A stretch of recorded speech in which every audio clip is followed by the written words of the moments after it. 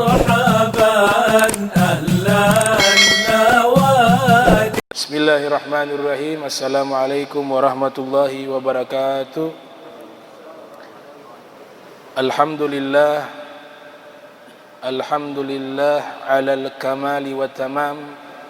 Thumma assalatu wassalamu ala afdalir rusul Muhammadin sayyidil anam wa ala alihi wa ashabihi alladhina syayyadu lana arkanad din wa qawaidal islam. Amma ba'du.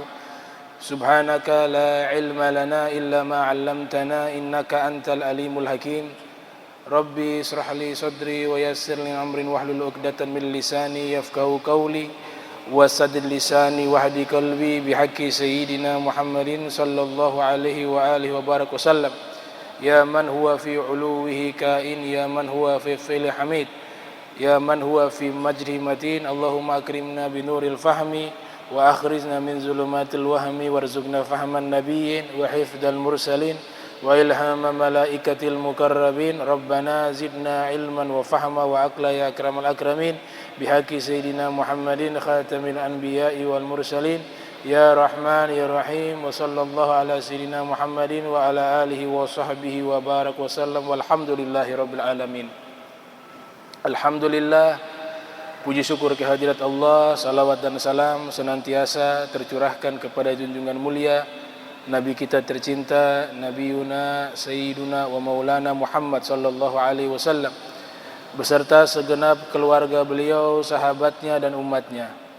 Yang saya muliakan, yang saya hormati para imam Masjid Al-Munawwar, Ami Alwi Albar, dan seluruh daripada pengurus Masjid Al-Munawwar yang insyaallah dirahmati Allah subhanahu wa ta'ala, dan seluruh jamaah yang alhamdulillah di malam hari ini kita kembali berkumpul di Masjid Al-Munawwar. Mudah-mudahan Allah subhanahu wa ta'ala ampunkan dosa kita, Allah ta'ala berikan istiqamah fi ta'ah wal ibadah, amin ya rabbal alamin. Qala muallif rahimahumullah, bab ma yaqul idza istayqadha fil laili wa kharaja min baitihi. Bab membaca doa apabila terbangun di tengah malam, wa kharaja min baitihi, dan keluar dari rumah. Yustahabbu lahu idza istayqadha minal lail wa kharaja min baitihi an yanzura ila as-sama' wa yaqra'ul ayatil khawatim min surati Ali Imran. Inna fi khalqis samawati wal ard wa ikhtilafi lail wan nahar ila akhir ayah. Thabata fi sahihain anna Rasulullah sallallahu alaihi wasallam kana yaf'aluhu illa nazra ila as-sama fa huwa fi sahihil Bukhari duna Muslim.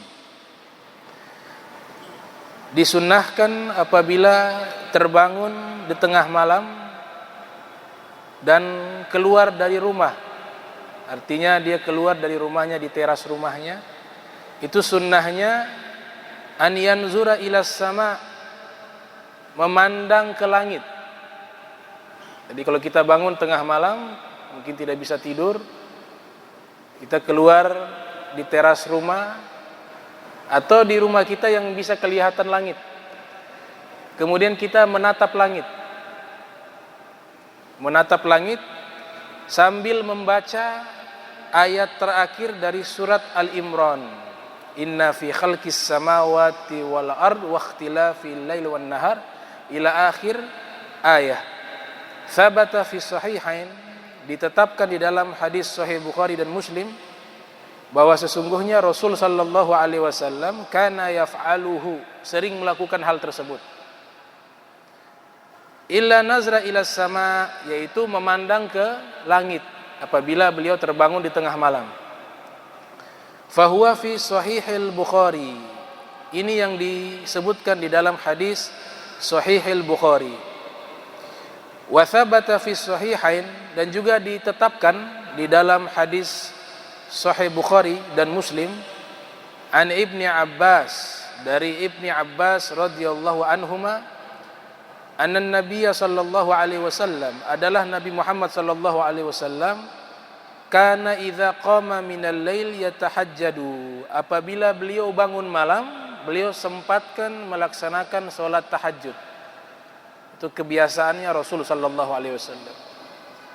Sehingga Sayyidatuna Aisyah, beliau mengatakan kana Rasul sallallahu alaihi wasallam yaqumu minal laili hatta tatafattara qadamah. Kebiasaan salat malamnya Rasul sallallahu alaihi wasallam saking sering beliau lakukan, bahkan dikatakan salat malam, salat tahajud itu wajib untuk Nabi Muhammad. Wajib untuk Nabi Muhammad sallallahu alaihi wasallam. Saking kerasnya salat malam beliau, salat tahajud beliau, hatta tatafattara qadamah, sampai tumit beliau itu bengkak. Tumit beliau bengkak karena saking banyaknya solat di tengah malam, solat daripada Nabi kita Muhammad sallallahu alaihi wasallam. Sehingga Sayyidatuna Aisyah mengatakan, ya Rasulullah, lima fa'alta hadza? Wahai Rasulullah, kenapa engkau lakukan itu? Padahal dosa-dosamu Allah telah ampuni, yang lalu ataupun yang akan datang. Artinya Nabi tidak punya dosa. Tapi kenapa ibadahnya saking keras? Ibadahnya saking banyaknya sehingga kaki beliau bengkak. Kemudian Nabi menjawab, afala akun abdan syakura? Apakah salah saya menjadi hamba yang selalu bersyukur kepada Allah Subhanahu wa taala? Nah, kemudian Nabi membaca doa. Membaca doa setelah sholat tahajud.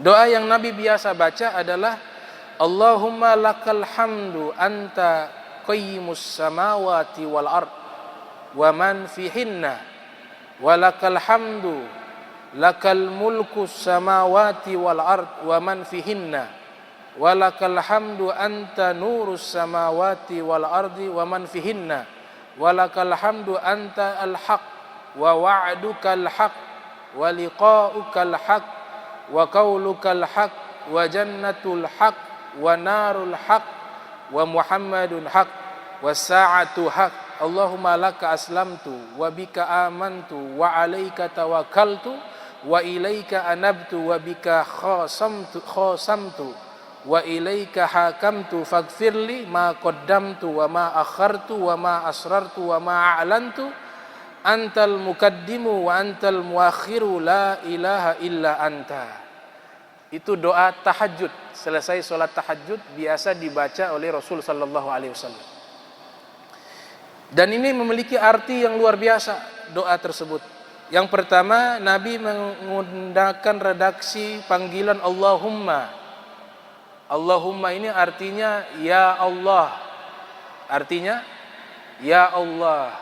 An-nida'u, seruan, panggilan. Ya Allah, lakal hamdu. Alif lam di kata alhamdu di sini li istighraq. Maknanya seluruh pujian mutlak milik Allah Subhanahu wa taala. Anta qayyimus samawati wal ard. Engkau yang maha mendirikan, mengurus, menciptakan, mengatur langit dan bumi. Itu kata qayyum. Ya, qayyum, yang maha berdiri sendiri. Di dalam Asmaul Husna kata tersebut ada ya hayyu ya qayyum. Rasul sallallahu alaihi wasallam beliau bersabda dalam hadis yang diriwayatkan oleh Al-Imam Muhammad ibn Isa At-Tirmidzi yang lahir 209 Hijriah, meninggal 279 Hijriah. Nabi bersabda, inna lillahi tis'atan wa tis'ina isma man ahsaha dakhalal jannah. Sesungguhnya Allah Subhanahu wa taala memiliki 99 nama. Man ahsaha dakhalal jannah. Siapa yang hafal kemudian mengamalkan, merefleksikan seluruh Asmaul Husna di dalam hidupnya, dakhalal jannah, dia masuk ke dalam surganya Allah Subhanahu wa taala. Inna lillahi asma'a, sesungguhnya Allah memiliki banyak nama. Sebagian ulama mengatakan nama Allah itu sebenarnya lebih dari 99. Cuma yang diisyaratkan oleh Nabi sallallahu alaihi wasallam yaitu 99 berdasarkan hadis riwayat Al-Imam Tirmidzi. Salah satu nama Allah itu terdapat di dalam doa salat tahajud, Al-Qayyum. Al-Qayyum. Ya Hayyu, wahai yang maha hidup. Ya Hayyu, ya Qayyum, wahai yang maha berdiri sendiri. Wahai yang maha mengatur segala sesuatu. Wahai yang maha mengurus segala sesuatu dari makhluknya. Itu Qayyum artinya luas. Sehingga ada ulama namanya As-Sayyid Ahmad Zarruq Al-Fasi, lahir tahun 846 Hijriah, meninggal tahun 899 Hijriah. Seorang ulama besar, pengarang kitab namanya Qawaidut Tasawuf.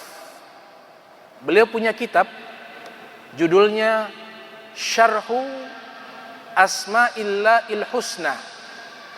Syarhu Asma'illahi Husna. Penjelasan dan komentar terhadap nama-nama Allah yang indah. Jadi kitab tersebut membahas tentang penjelasan dari Asma'ul Husna. Satu persatu beliau bahas. Ar-Rahman, Ar-Rahim, Al-Malik, Al-Quddus, As-Salam, Al-Mu'min, Al-Muhaimin, Al-Jabbar, Al-Mutakabbir, dan seterusnya. Itu dibahas satu persatu.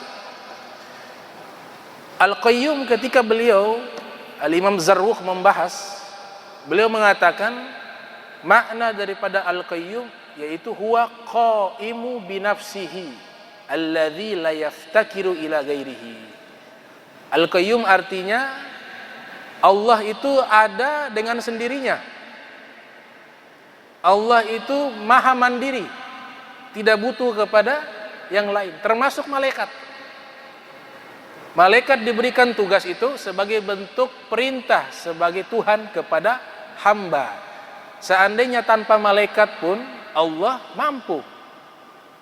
Makanya di Zubat itu disebutkan syair, fahuwa lima yuriduhu fa'alun. Fahuwa lima yuriduhu fa'alun falaisa lil khalqi lahu mithalu. Qudratuhu likulli maqdurin ju'il, ilmuhu likulli ma'lumin syamil, munfaridun bil khalqi wa tadbiri, jalla anis syabihi wan naziri, kalamuhu kawasfihil qadimi, lam yuhdith masmu'a lil kalimi. Itu disebutkan dalam syair Zubat Ibnu Ruslan rahimahumullah, munfaridun bil khalqi wa tadbiri. Allah itu mandiri di dalam menciptakan segala sesuatu. Wa tadbiri, juga Allah itu mandiri di dalam mengatur segala sesuatu. Munfaridun bil khalqi wa tadbiri, jalla anis syabihi wan naziri. Allah maha suci, Allah maha agung, terbebas dari penyerupaan, wan naziri, dan juga tandingan. Laisa kamitslihi syai', tidak ada sesuatu yang menyerupai Allah Subhanahu wa taala. Al-Qayyum, di dalam kitab tersebut Ibnu Zarruq mengatakan, dulu ada ulama bernama Abu Ali Al-Katani. Abu Ali Al-Katani. Abu Ali Al-Katani ini meriwayatkan mimpinya beliau. Jadi beliau pernah bermimpi berjumpa dengan Nabi Muhammad sallallahu alaihi wasallam.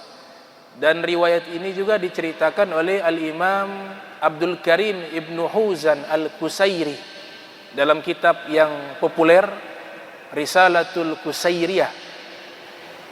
Jadi Abu Ali Al-Katani menyatakan, ra'aitu Rasulullah sallallahu alaihi wasallam fil manam. Saya pernah mimpi berjumpa dengan Rasul sallallahu alaihi wasallam.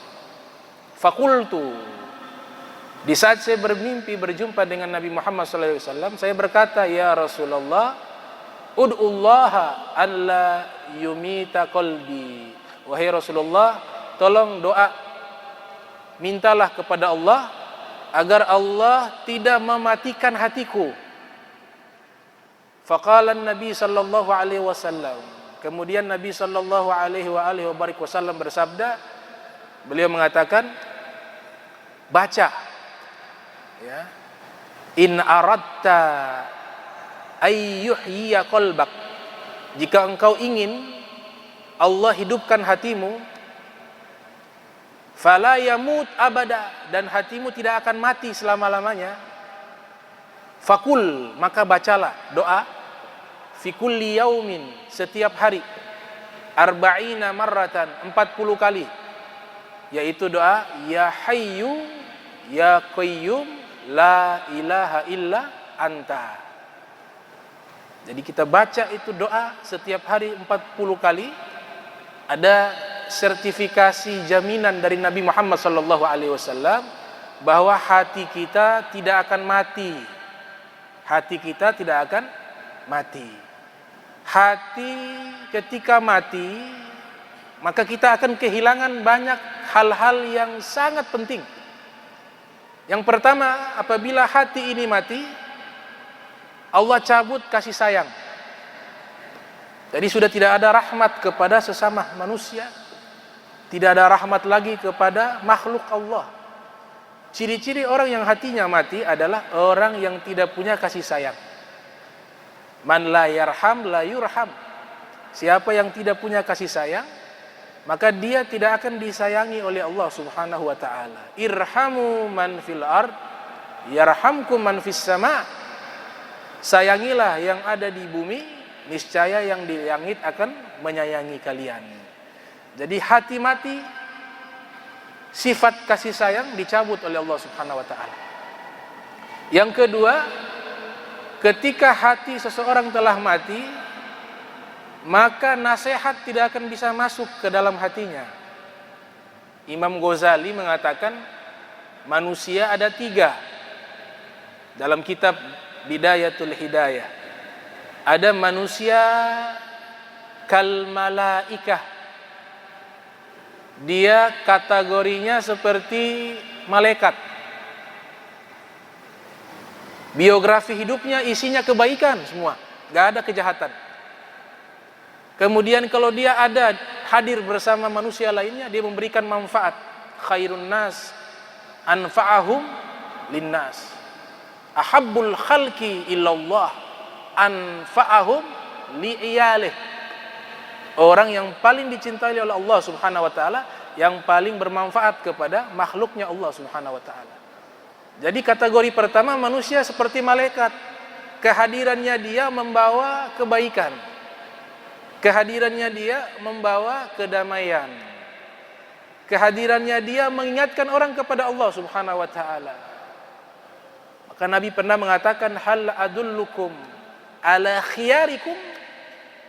Nabi melontarkan pertanyaan di hadapan para sahabat, mau aku tunjukkan kepada kalian orang-orang terbaik kalian?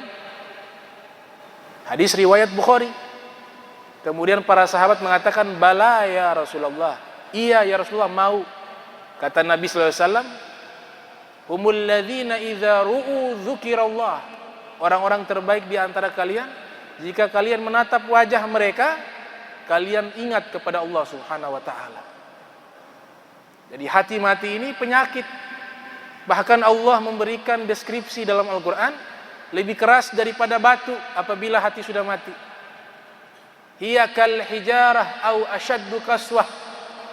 Hati kalau telah mati seperti batu, bahkan lebih keras dari batu, kata Allah Subhanahu wa taala. Hati kalau telah mati, fungsi mata, fungsi telinga sudah tidak ada fungsinya. Dia sudah tidak bisa melihat kebaikan. Dia tidak bisa mendengar kebaikan. Lahum qulubun la yafqahuna biha, wa lahum a'yunun la yubsiruna biha, wa lahum adhanun la yasma'una biha, ulaika kal an'am bal hum adall wa ulaika humul ghafilun.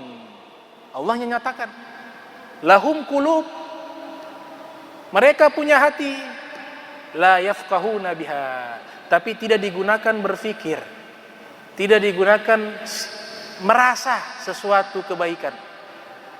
Urutan Allah sebutkan hati dulu baru mata, hati dulu baru telinga. Kenapa Allah letakkan kata hati terlebih dahulu sebelum kata mata dan telinga?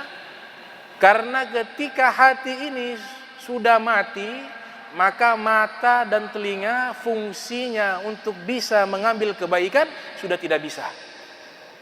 Di ayat yang lain Allah sebutkan demikian, khatamallahu ala qulubihim wa ala sam'ihim wa ala absarihim ghishawah. Allah sebutkan apa duluan? Hati. Khatamallahu ala qulubihim, Allah kunci hati mereka. Kalau sudah kunci hati mereka, sam'ihim wa absarihim, pendengaran, penglihatan juga ikut terkunci. Makanya Abu Hurairah mengatakan hati ini raja. Hati adalah raja. Anggota tubuh adalah junuduh, pasukan-pasukannya. Jadi yang mengatur tubuh kita ini adalah hati. Makanya hati ini sangat penting sehingga Nabi memberikan pendidikan kepada kita, selalu berdoa agar hati ini istiqomah, kokoh, kuat di atas agama Islam. Ya muqallibal qulub, tsabbit qalbi ala dinik. Wahai zat yang membolak-balikan hati, kokohkan hatiku di atas agama Islam. Jadi hati mati, maka kasih sayang tidak ada. Yang kedua, kebaikan sudah tidak bisa dia terima. Yang ketiga, ketika hati mati, maka tidak mungkin dia bisa khusyuk dalam ibadah. Khusyuk di dalam ibadah, di dalam sholatkah itu, di dalam membaca Al-Qur'ankah itu, di dalam zikirkah itu. Kalau sudah mati hati, maka tidak ada efek daripada ibadah. Khusyuknya hilang. Padahal khusyuk ini Allah nyatakan kesuksesan sejati. Khusyuk itu Allah nyatakan orang sukses sejati adalah orang yang sholatnya khusyuk. Qad aflahal mu'minun alladzina hum fi sholatihim khashi'un. Orang yang sukses adalah mereka yang sholatnya khusyuk, kata Allah Subhanahu wa ta'ala. Yang hatinya mati gak mungkin bisa khusyuk. Hatinya mati tidak mungkin bisa khusyuk.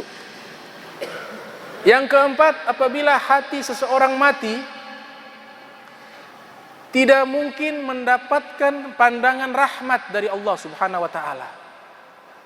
Hati yang mati tidak mungkin mendapat rahmat dari Allah Subhanahu wa ta'ala.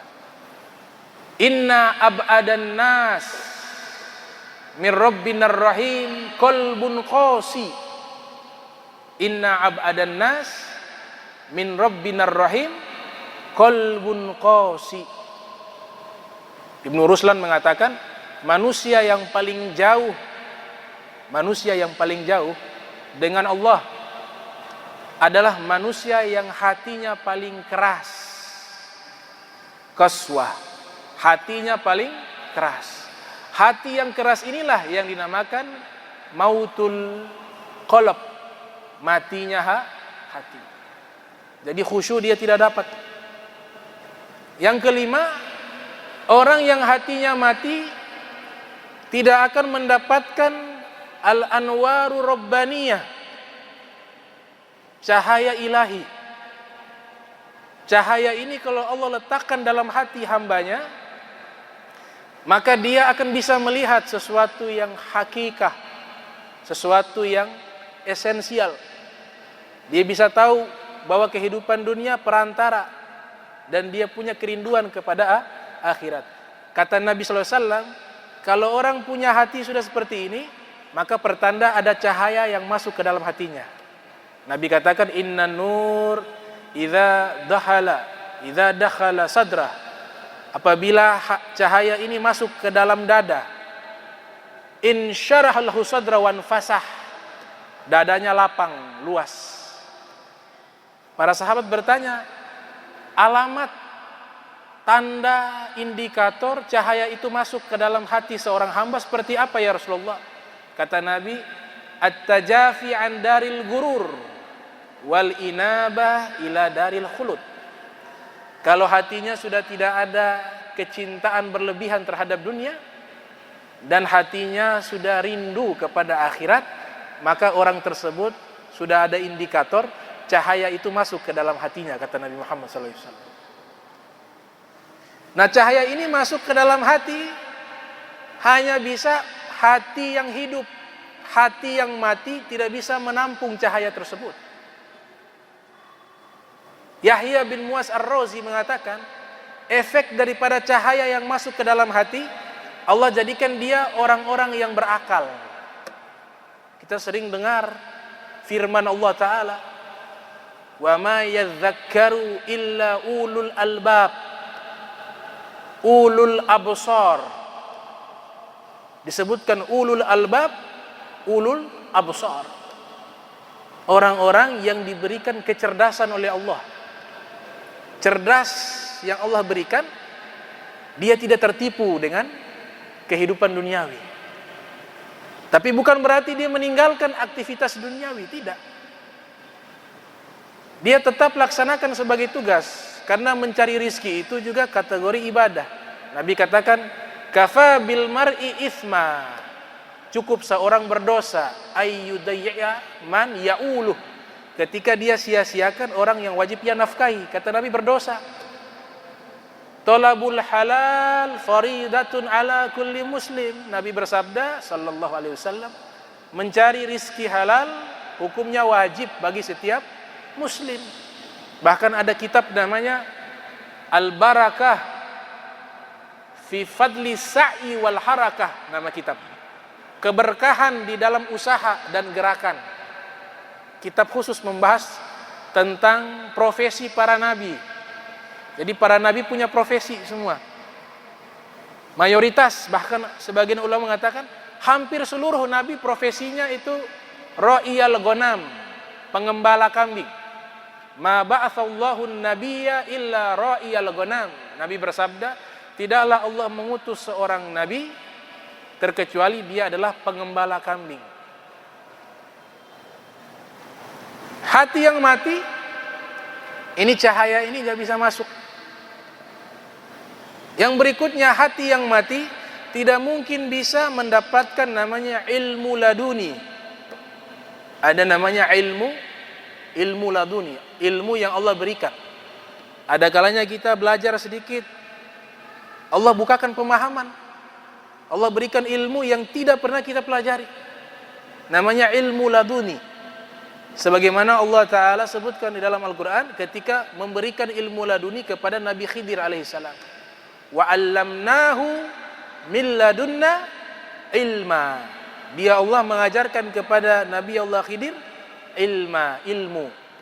Rasul sallallahu alaihi wa alihi wa barak wasallam bersabda, man 'alima wa 'amila wa 'allama auratha ilma ma lam ya'lam. Siapa yang mengetahui satu ilmu, kemudian dia amalkan ilmu tersebut, dia realisasikan ilmu tersebut, wa 'allama, dan dia ajarkan ilmu tersebut, auratha ilma ma lam ya'lam, Allah akan wariskan kepadanya ilmu yang tidak pernah ia pelajari, ilmu yang tidak pernah dia ketahui. Tapi syaratnya ilmu laduni ini hanya bisa masuk ke dalam hati yang hidup. Hati yang hidup bisa menampung ilmu laduni dari Allah Subhanahu wa ta'ala.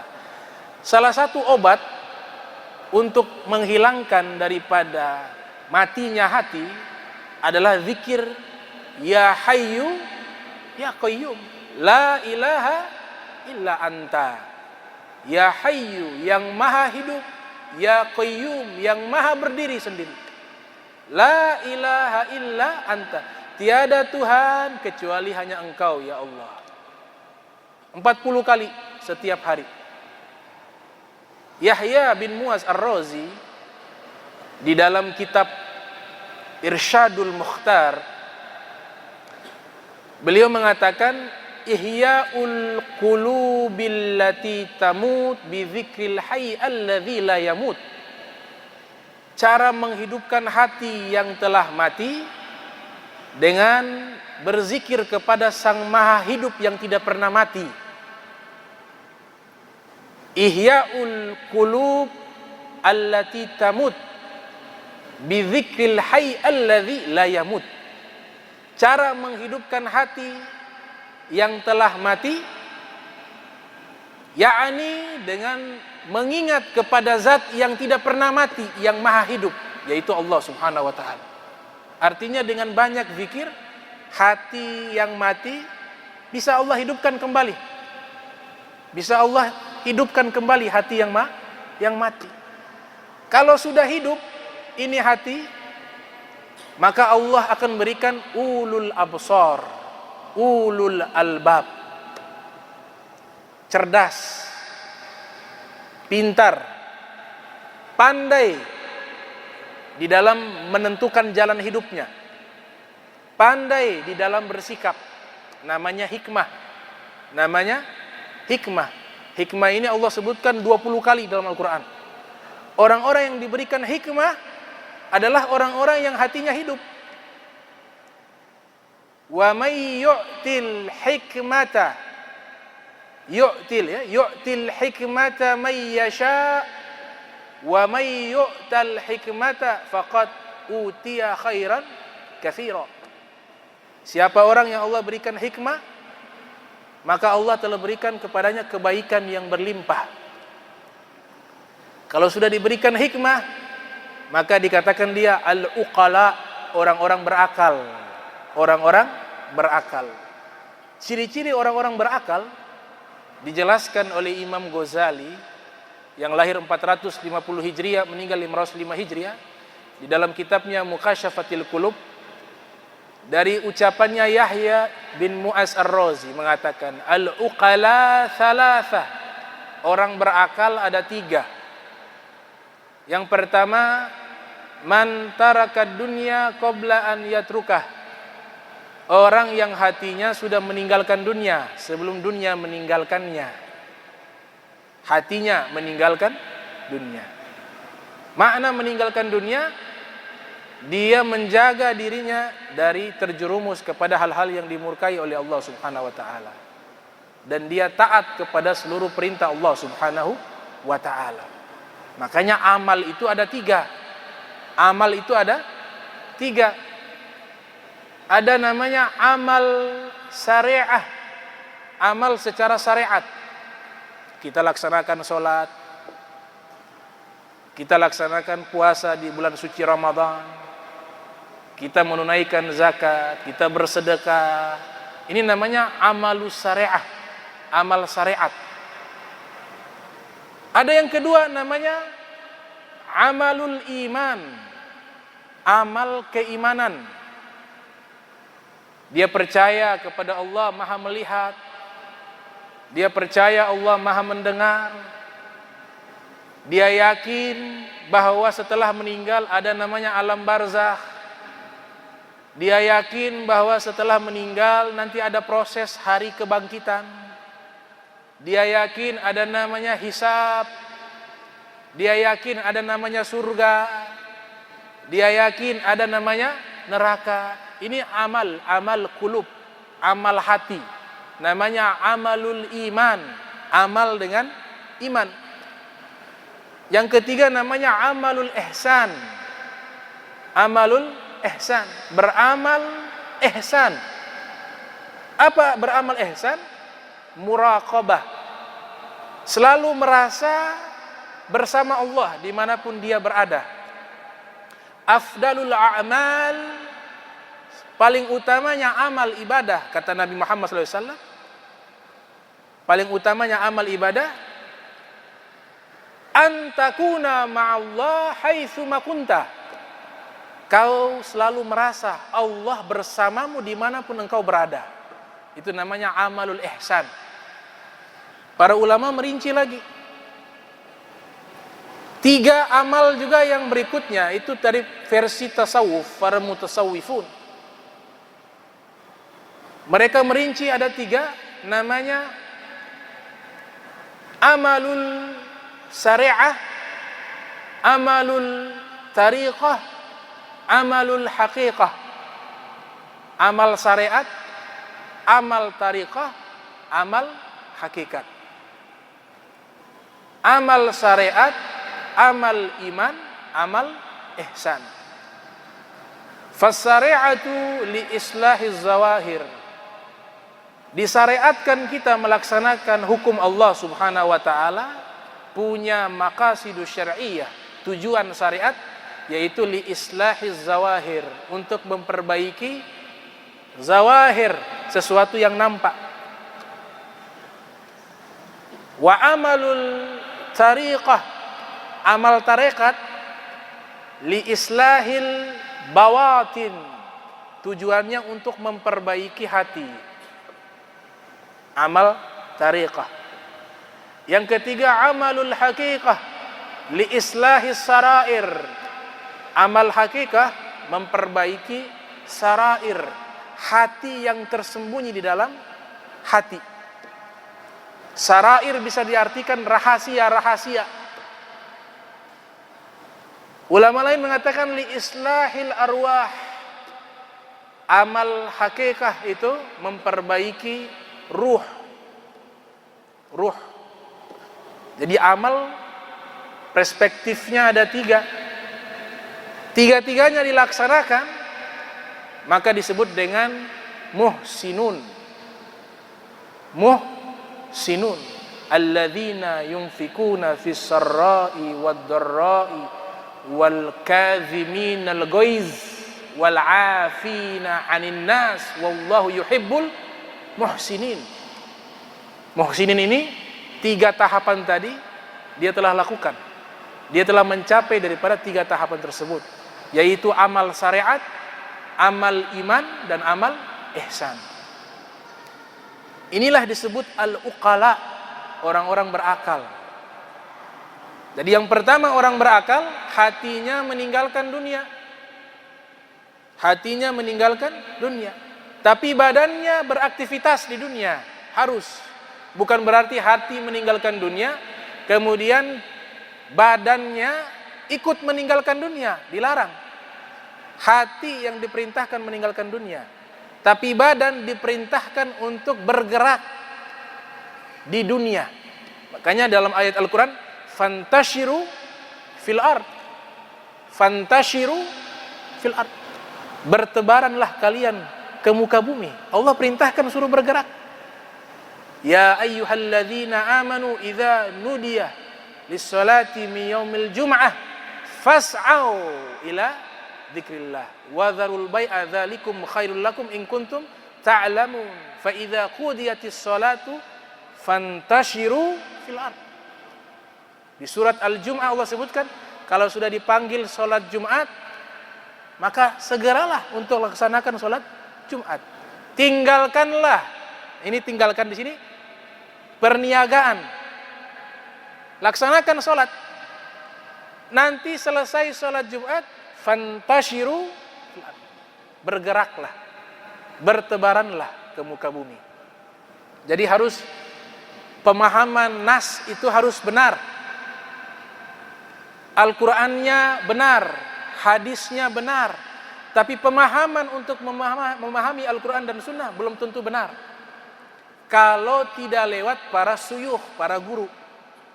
Makanya Profesor Dr. Said Muhammad bin Alwi Al-Maliki, beliau punya kitab judulnya Manhajus Salaf fi Fahmin Nusus, metode para salaf di dalam memahami nas Al-Quran dan hadis Nabi Muhammad SAW.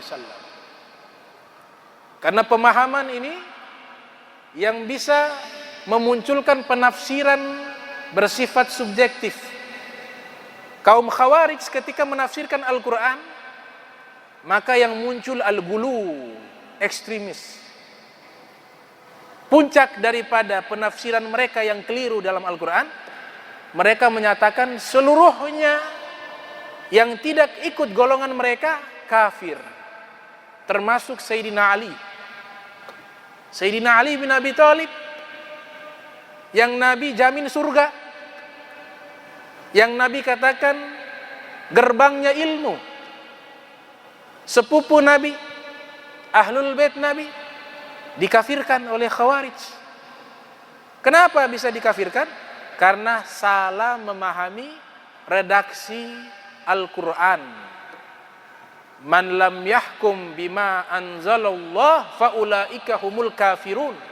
Orang yang tidak berhukum dengan hukumnya Allah, maka mereka kafir. Kaum Khawarij memahami kafir dalam ayat tersebut keluar dari Islam. Ibnu Abbas radhiyallahu anhuma yang telah mendapatkan doa dari Nabi Muhammad SAW tentang pemahaman terhadap nas Al-Quran.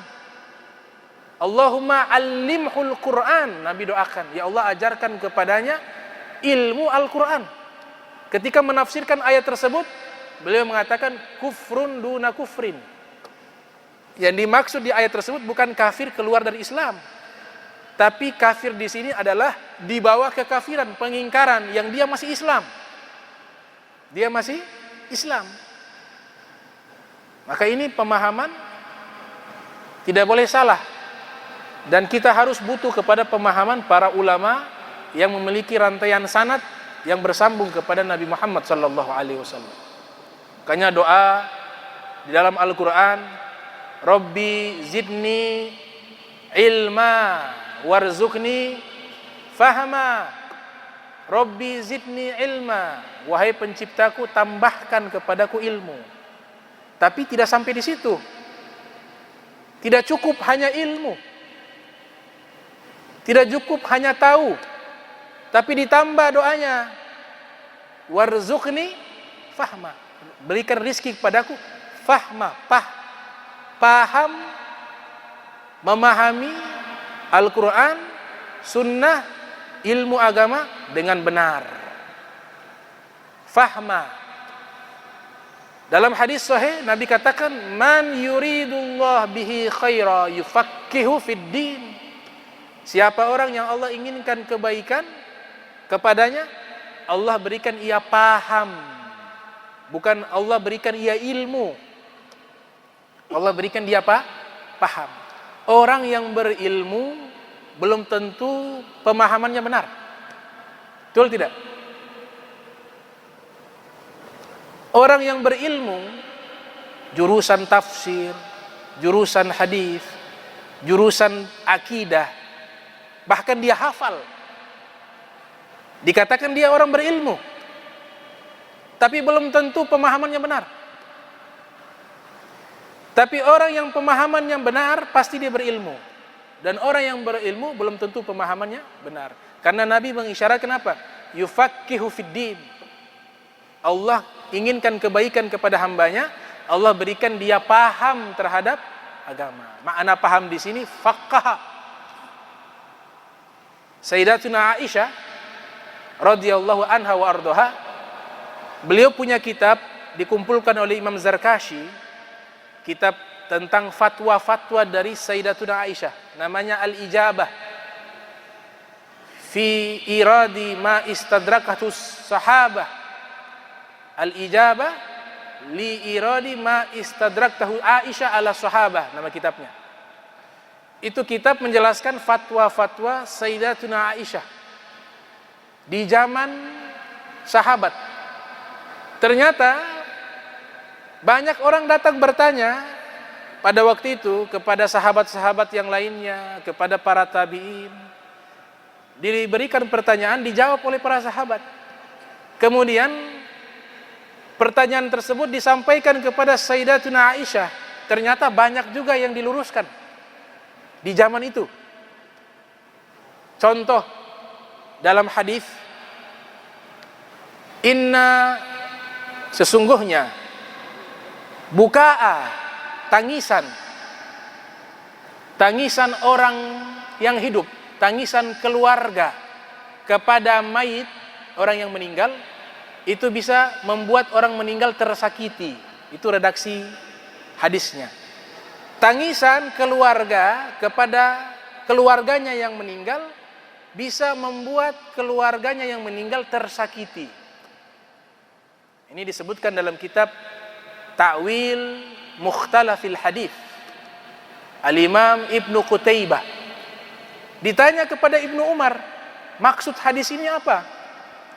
Kata Ibnu Umar radhiyallahu anhuma, beliau mengatakan maksudnya kalau ada keluarga kita meninggal, kemudian kita menangis, maka keluarga kita yang meninggal dia mengalami kesakitan di alam barzah. Yang bertanya kurang puas. Kenapa kurang puas? Karena mungkin yang bertanya ini paham dalam Al-Quran itu tidak ada dosa turunan. Bagaimana yang hidup bisa menyebabkan yang meninggal kena azab? Maka mereka bertanya lagi kepada Sayyidatuna Aisyah. Wahai Sayyidatuna Aisyah radhiyallahu anha wa ardhaha, maksud hadis orang yang meninggal kemudian keluarganya menangis, dia tersakiti, maksudnya apa hadis tersebut? Kata Sayyidatuna Aisyah, maksudnya adalah kalau yang mau meninggal memberikan wasiat, wahai keluargaku, kalau saya meninggal dunia, tangisi saya. Maka orang seperti inilah yang mendapatkan azab dalam kuburan. Lihat, penafsiran dua sahabat berbeda. Kemudian mereka mengatakan, wahai Sayyidatuna Aisyah, Ibnu Umar berfatwa, makna hadis itu kalau ada keluarga kita meninggal, kita menangis, dia tersakiti. Kata Sayyidatuna Aisyah, rahimahullah, semoga Allah merahmati Ibnu Umar. Penjelasan ini saya dapatkan dari Nabi. Pemahaman yang itu salah, kata Sayyidatuna Aisyah. Pemahaman yang itu salah. Yang benar, ketika dia mau meninggal dunia, dia memberikan wasiat kepada keluarganya agar menangisi dia. Itu kena azab. Tapi kalau meninggal dunia, kemudian keluarga menangis, tidak kena azab. Karena dia tidak suruh. Itu fitrawi, fitrah manusia. Bahkan putrinya Nabi Muhammad SAW, ketika meninggal dunia, Nabi menangis. Ummu Kulsum, Ruqayyah, Zainab, ketika meninggal, Nabi menangis. Ibrahim, sahabat bertanya, ya Rasulullah, engkau menangis? Kata Nabi, man la yarham la yurham. Orang yang tidak punya kasih sayang, dia tidak disayangi oleh Allah Subhanahu wa taala. Ini tangisan bentuk kasih sayang saya kepada anak saya. Di sini Nabi menangis, tidak ada masalah. Tapi hadis ini kalau disalahpahami, orang menangis dilarang. Jangan menangis, nanti kena azab. Padahal sudah dijelaskan oleh Sayyidatuna Aisyah. Sayyidatuna Aisyah sudah menjelaskan dalam kitab Al-Ijabah. Bahkan Sayyidatuna Aisyah ini faqihah, orang yang paham betul tentang hukum Islam. Sehingga ketika menjelaskan, beliau menjelaskan dengan asbabul wurud, kronologis kenapa Nabi mengucapkan hadis tersebut. Dia jelaskan kisahnya, Nabi lewat di satu kuburan. Ternyata itu kuburannya orang-orang Yahudi. Di saat itu mereka berdiri di atas kuburan sambil menangis secara berjamaah. Nabi bertanya kepada salah seorang dari mereka, kenapa kalian semua menangis? Maka seorang dari mereka menjawab, kami dibayar oleh orang yang mati ini. Sebelum dia mati, dia bayar kami agar menangis ketika dia mati. Maka Nabi menyaksikan pemandangan ini, ilustrasi ini. Nabi mengatakan, apabila ada yang meninggal dan keluarganya menangisinya, maka dia akan tersakiti. Ini maksudnya yang tadi, yaitu dibayar, diberikan wasiat. Tapi kalau menangis secara fitrawi, tidak menyebabkan orang yang meninggal tersakiti.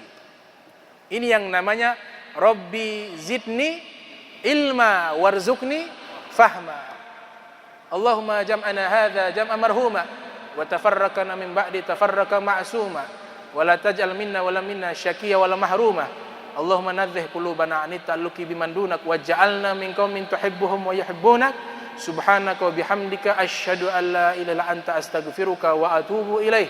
Wa sallallahu alaihi wasallam Muhammadin wa ala alihi wa sahbihi wa barik wasallam walhamdulillahi rabbil alamin wa lafu minkum wassalamu alaikum warahmatullahi wabarakatuh.